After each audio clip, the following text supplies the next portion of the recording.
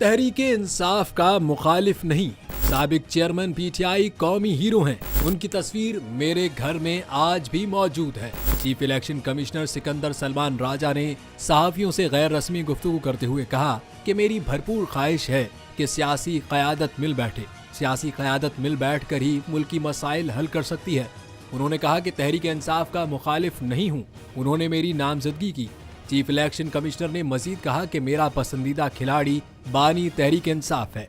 Election commission तमाम जमातों के इंट्रा पार्टी इलेक्शन की मॉनिटरिंग चाहता था। तमाम सियासी जमातों ने इलेक्शन कमीशन की मॉनिटरिंग की मुखालिफत की। जिस शहर में एक जमात को जलसे की इजाजत मिली तो सबको मिलेगी। चीफ इलेक्शन कमिश्नर ने कहा कि मुझसे सिर्फ सियासतदान नहीं, बड़ी दुनिया नाराज है। पीटीआई के लोग बाहर गालियां देते हैं, कमीशन में आकर मुआफिया मांगते हैं। उन्होंने कहा कि अगर किसी आरओ से मुतल्लिक किसी को एतराज है तो इलेक्शन कमीशन से रुजू करें।